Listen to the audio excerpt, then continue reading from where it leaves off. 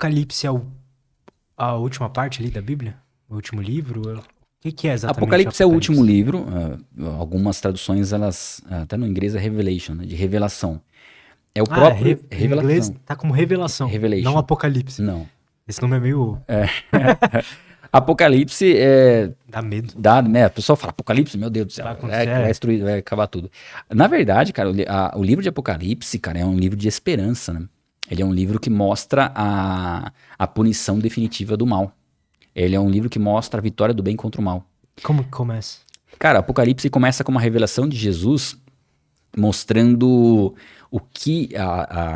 como a igreja está se comportando. Ele traz as 7 cartas, né? Às igrejas. Quem escreveu foi o Paulo? Cara, Apocalipse foi João. João. E aí, ó, ele diz assim, ó, quer ver? Deixa eu pegar aqui umas partes grifadas aqui, ó.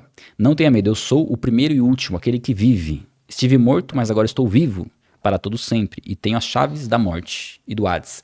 Aqui, o Hades é o local dos mortos, onde os mortos vão até aguardar a ressurreição. Né? Aqui os ímpios estão no Hades. Aí é uma questão um pouco mais complexa essa parte, mas... Tem a ver com o deus grego lá? Não, cara, na verdade é extraído daqui, né? Tá. Entendeu? A Bíblia fala sobre o Sheol e o Hades como o lugar dos mortos. A tradução pode ser sepultura, onde os mortos, o corpo fica, né, na sepultura, mas traz um aspecto espiritual no sentido de que, após a morte, aqueles que estão mortos serão julgados. Só que esse juízo vai acontecer no final dos tempos. No último, quando você vê o último capítulo de Apocalipse, fala do juízo onde todas as obras serão julgadas, mas é um juízo para condenação. E fala também do tribunal de Cristo, que é onde os salvos comparecerão. Aí não é um tribunal para condenação, mas para recompensas. Vamos entrar nesse ponto das recompensas? Assim, eu acho que é bom a gente entrar, porque aí a gente consegue explicar um pouco a questão do inferno também. Tanto o inferno como a eternidade é fruto de uma decisão, de uma provisão de Deus, a salvação eterna. Então, olha só, como não tem a participação humana, mas não partiu do homem. Porque Deus, ele proveu o sacrifício para que o homem pudesse ser salvo, e o homem consegue acesso a essa salvação por meio da fé, que o próprio Deus colocou no ser humano. Então, quando você crê em Jesus, por meio da fé que o próprio Deus colocou em você, você tem a salvação. Tudo partiu dele. A decisão de resgatar o ser humano partiu dele. Não foi, eu decidi buscar a Deus. Na verdade, você simplesmente permitiu o agir de Deus na sua vida e deu o passo que ele te capacitou a dar. Então, tudo vem dele. E ele faz isso, de uma maneira a respeitar a nossa decisão pelas características pelas quais ele nos criou. Então, quando nós aceitamos, entregamos nossa vida a Jesus Cristo, nós temos a salvação. Mas aí, o que a Bíblia fala em relação... Vamos para Apocalipse, lá no 22. O que a Bíblia fala lá no finalzinho, cara, com a volta de Cristo. Aliás, não sei se você tem esse entendimento que Cristo volta. Não, isso eu sei, só não sei qual que é o panorama. Tá. Eu tô falando isso porque isso era algo que eu não sabia. Né? Eu não sabia, cara. Não tinha nem ideia que Jesus voltava. Quando eu comecei a ver que ele volta, eu falei, caramba, Jesus volta. E como ele volta? Ele volta da mesma forma como ele subiu. Como ele subiu? Ele estava na presença dos discípulos e foi elevado ao céu com seu corpo glorificado. Jesus, quando morreu, ele tinha um corpo físico igual ao nosso, morreu. Quando ele ressuscitou, ele tinha um corpo que era um corpo glorificado. É um corpo, cara, eu falo nisso no livro. É um corpo que tinha algumas características muito superiores ao nosso corpo físico. Ele poderia exercer funções do nosso corpo físico, mas ele tinha algumas características imperecíveis, né? Não é um corpo que se decompõe igual ao nosso, é um corpo imperecível. Ele ressuscitou com esse corpo. E ele subiu aos céus, ele ascendeu aos céus. E ele voltará da mesma forma como ele subiu. Inclusive, cara, às vezes a gente associa a volta de Jesus parecido como um luto. Por exemplo, uma pessoa conhecida sua que morreu, e aí Jesus seria mais ou menos isso, morreu e depois ele volta. Mas não é, cara. Ele se assemelha muito mais a uma pessoa que foi viajar do que uma pessoa que morreu. Uhum. Tudo bem que hoje, nos tempos de hoje, a pessoa vai viajar, mas você faz a chamada ali, né? E em vídeo você tem uma proximidade. Mas, sei lá, nos anos 80, 90, a pessoa foi para os Estados Unidos. Cara, esquece, você não vai mais ver a pessoa. Só se ela voltar de viagem ou receber uma carta dela. E é interessante porque isso tem uma característica muito maior com o que Jesus fez.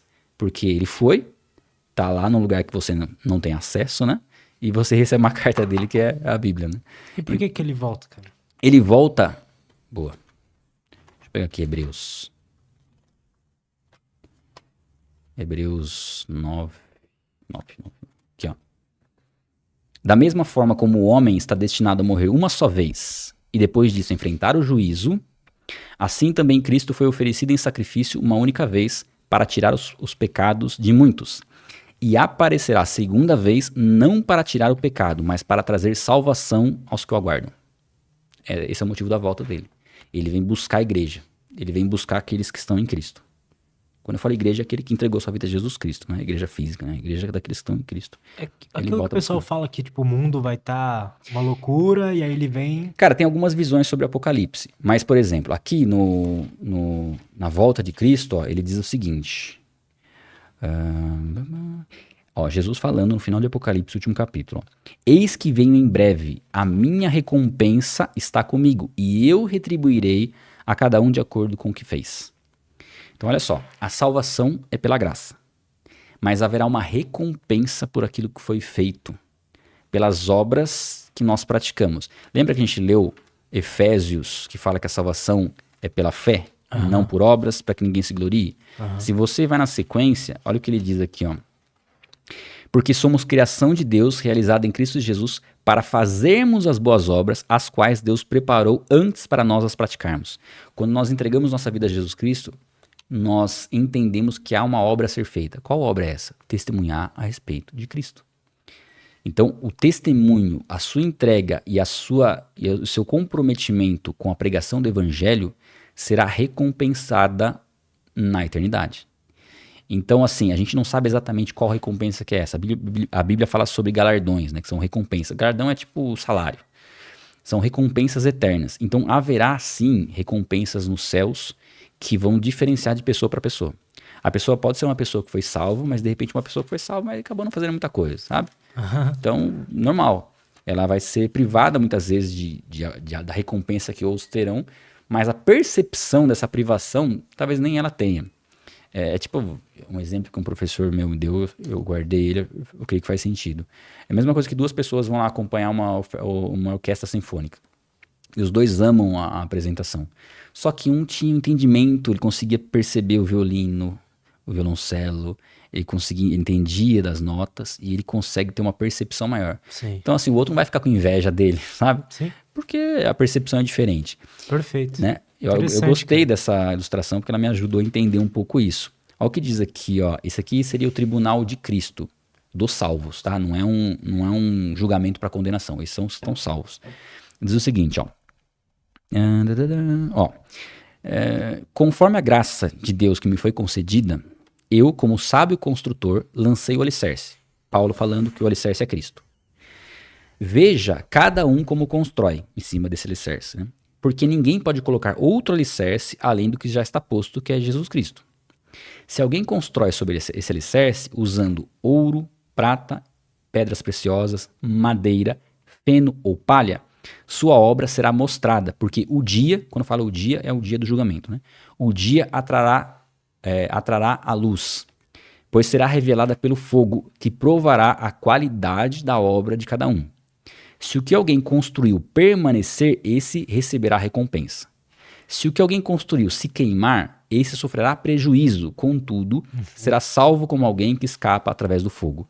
Então aqui está falando de pessoas que estão em Cristo, mas não entenderam a necessidade de pregar o evangelho e de testemunhar a respeito de Cristo.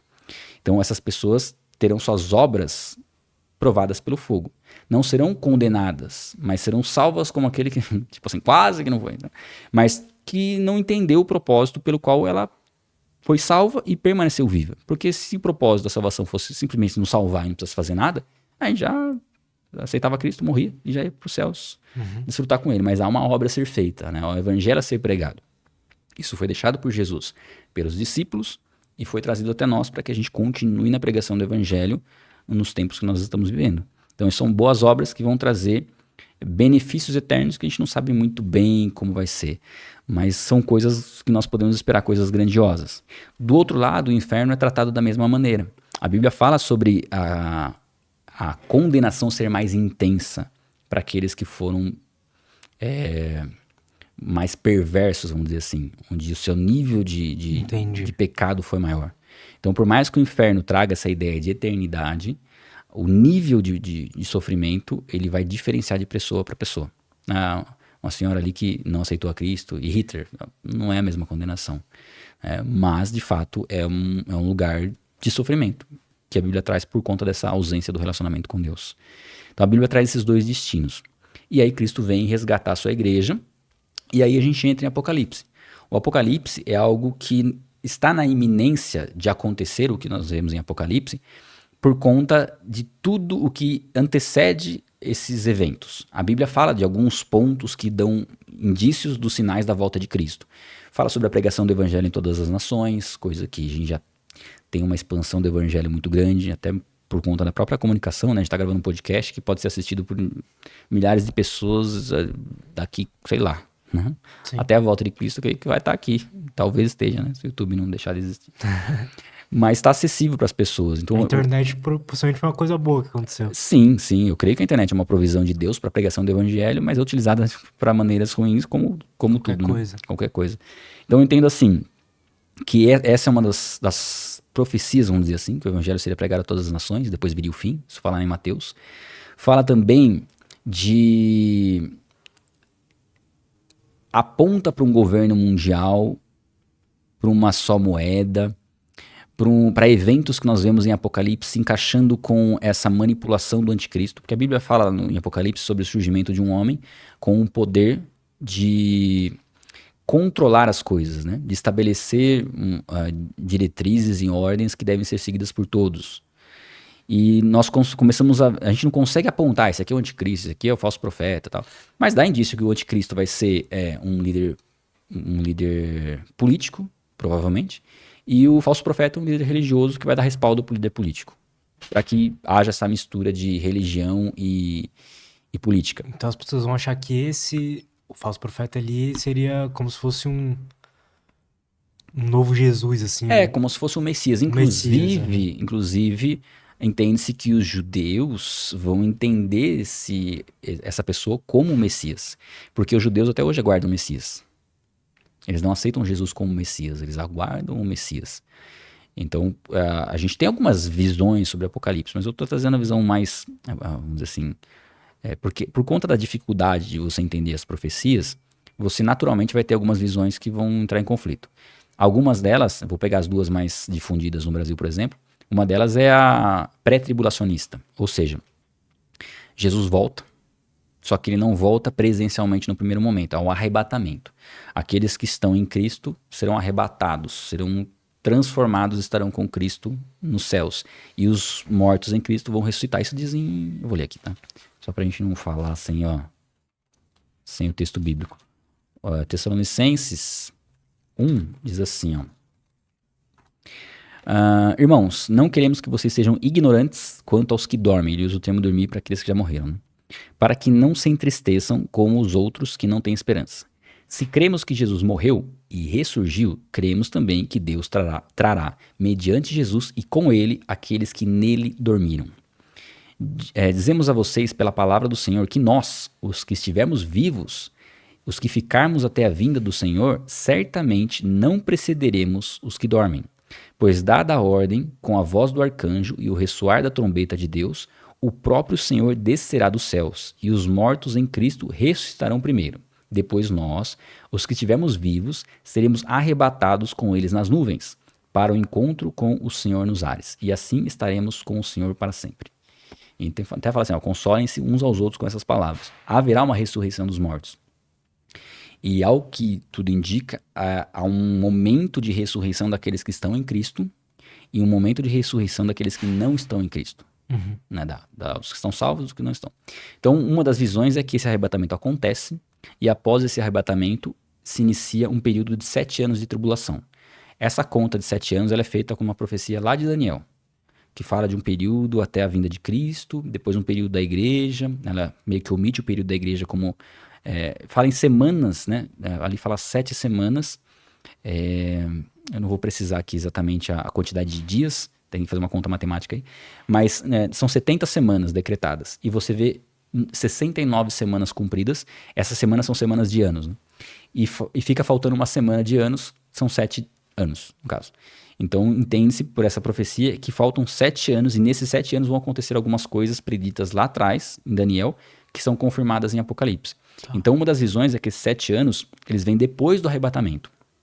A outra visão, também bem popular, é que esses 7 anos acontecem e depois vem o arrebatamento junto com a volta de Cristo. Uhum. Então, na primeira visão, Jesus arrebata a sua igreja, os salvos em Cristo ficam com Cristo, já desfrutando de comunhão com Ele, e voltam com Cristo no final desses 7 anos. Essa é uma visão. A outra é que no final da tribulação, Cristo vem, e aí sim, os mortos em Cristo ressuscitam, e passam a reinar com Cristo aqui na Terra por 1000 anos. Isso é conhecido como milênio. Então, nessa perspectiva de milênio, nós estamos próximos, né? Aí não sabemos o quão próximo nós estamos, mas estamos próximos da volta de Cristo, desse período de tribulação que vai atingir o mundo, para depois 1000 anos de reinado aqui na Terra com Cristo. Então, assim, você fala, caramba, é algo bem diferente, né? Do que eu imaginava ser o céu, né? E depois desses 1000 anos é que vem o juízo final para a condenação dos ímpios, e aí sim há uma restauração dessa comunhão com Deus, né? A Bíblia fala da Nova Jerusalém, aí a gente entra num ponto mais complexo. Mas assim, para a gente entender o básico, nós estamos na iminência desse momento onde o mundo vai virar um caos. E que provavelmente algum líder mundial vai ser levantado para resolver esse caos, e a resolução desse caos vai fazer com que ele seja uma figura muito admirada. Admirado ao ponto de ser idolatrado.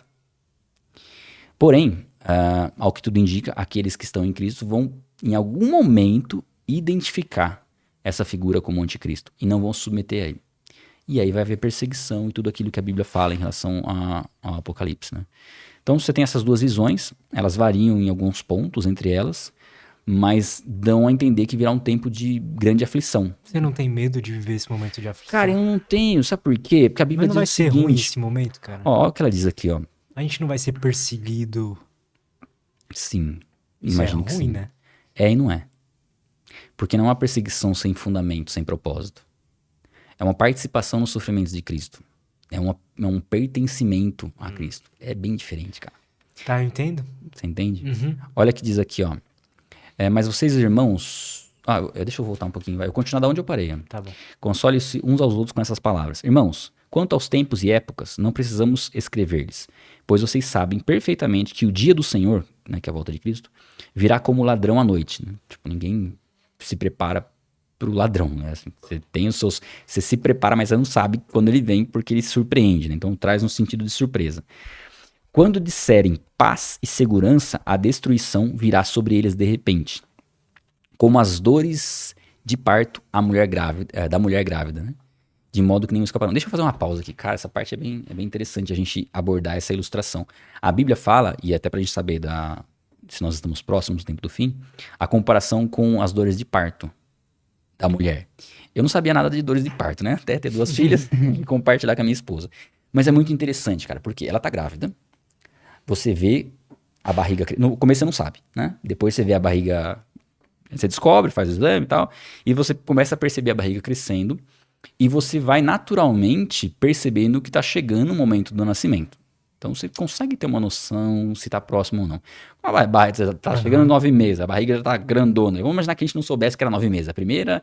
Será a primeira gravidez que você acompanhou, você não tinha informação nenhuma. Cara, vai chegar um momento que você vai falar assim, essa barriga aqui vai estourar se não nascer, né? Você já tem uma percepção. E o que acontece? Começa a haver uma contração que é conhecida como contração de treinamento.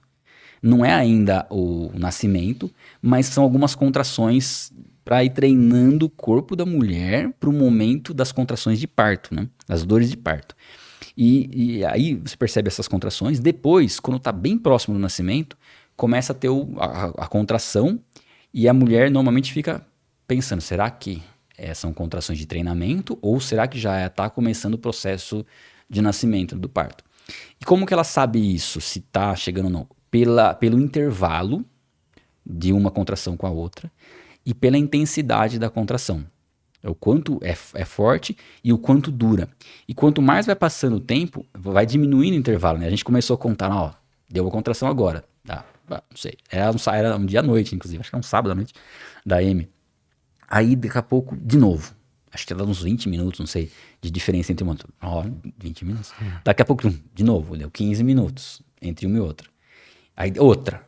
Aí começou a diminuir esse tempo e as contrações começaram a ficar um pouco mais fortes. E essas contrações começaram a ficar mais intensas. Vinha a contração e durava mais tempo. Até que chegou um momento que a gente falou, tem que ir... Tem um aplicativo, né? Aí o aplicativo fala assim, vai pro hospital. O aplicativo vai mostrando. Moderno, que deu a contração, aí você aperta lá, aí espera acabar a contração, aperta de novo. Que maneiro, cara. É top. Na segunda a gente quase que... ficamos tão tranquilos na segunda que quase que nasce antes de chegar no hospital.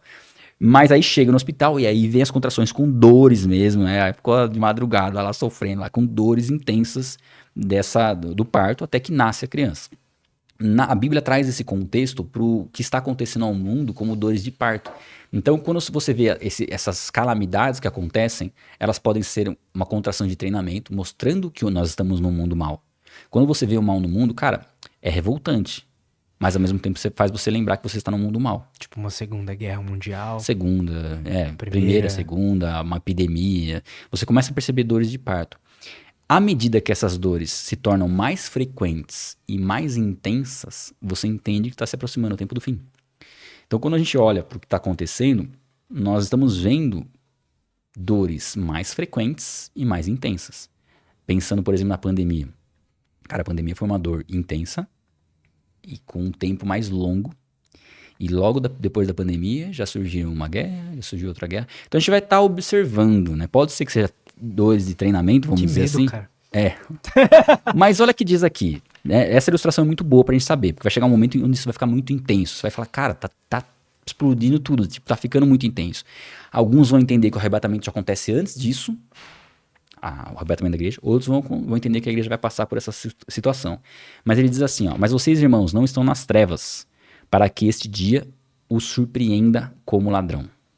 Vocês todos são filhos da luz, filhos do dia. Tá falando de pessoas convertidas aqui. Não somos da noite nem das trevas. Portanto, não durmamos como os demais, mas sejamos atentos e sejamos sóbrios. Pois os que dormem, dormem de noite. E os que se embriagam, embriagam-se de noite. Nós, porém, somos do dia. Sejamos sóbrios, vestindo a couraça da fé e do amor e o capacete da esperança na salvação, ou seja, a convicção da salvação. Porque Deus não nos destinou para a ira, mas para recebermos salvação por meio de nosso Senhor Jesus Cristo. Ele morreu por nós para que, quer estejamos acordados, quer dormindo, vivamos unidos a Ele. Por isso, exortem-se e edifiquem-se uns aos outros, como de fato vocês estão fazendo. Então aqui ele fala de Deus não ter nos destinado para a ira. Inclusive alguns usam essa passagem para defender que a gente não vai passar pela tribulação. Mas você tem em Apocalipse as cartas às igrejas, que de certa forma são revelações que Deus traz para o cuidado que a igreja tem que ter em relação a várias questões problemáticas, né, de ter uma vida religiosa e faltar temor a Deus de fato, não ser algo autêntico. E ele diz o seguinte, cara, se não me engano, para a igreja de... Deixa eu ver aqui se eu grifei. Sardes, Pérgamo... Eu devo ter grifado isso aqui. Diz o seguinte, como você... eu não estou achando aqui, mas fala como você guardou a minha palavra, eu também o guardarei do tempo de provação que está para vir sobre toda a terra. Eu sei o versículo, mas não sei o endereço dele. Mas é nesse sentido. E alguns entendem que nesse versículo dá a ideia de que nós estaremos na tribulação, mas seremos guardados e protegidos por Deus. Então você tem essas duas formas de pensar. Eu, particularmente, cara, eu vejo sentido e coerência nas duas, mas eu me preparo para a primeira, né? Porque a primeira, a iminência de Cristo, a volta de Cristo pode ser hoje. Após o tribulacionismo, que vem depois da tribulação, algumas coisas precisam acontecer ainda para Cristo voltar. Então, eu prefiro estar preparado, não no sentido de ter a salvação, porque a salvação, como eu falei, não é algo que você vai conquistar ela, mas eu prefiro estar preparado no sentido de atuando, de entendendo o meu chamado para pregar o evangelho, como se Cristo voltasse hoje. Porque nós temos duas formas de encontrar Cristo, né? Ou a volta dele ou a nossa morte. Então não adianta a gente achar que nós temos muito tempo, porque nós de fato não sabemos quanto tempo a gente tem. E a decisão tem que ser tomada em vida. E como consequência dessa decisão é a pregação do evangelho. Se eventualmente eu for ficar para a tribulação, eu entendo que Deus vai me capacitar para isso. Então, quem está em Cristo não deve temer o Apocalipse, porque o Apocalipse é o sinal de que está próximo a nossa redenção, nosso encontro com Cristo e a nossa habitação com Ele por toda a eternidade. Então, na verdade, é o ponto onde nós entendemos que o mal do mundo será punido, definitivamente punido. E nós vamos habitar num lugar onde não há o mal. Cara, habitar num lugar onde não há o mal é a coisa que a gente não consegue imaginar. Onde não há dor, tristeza. Como que você vai imaginar isso se nós estamos imersos nesse mundo que a gente está? A nossa mente não consegue imaginar isso. Porque por mais que você desfrute de coisas boas aqui na Terra, cara, sempre tem alguma coisa ali que está te atrapalhando, te incomodando, porque nós estamos num mundo mal.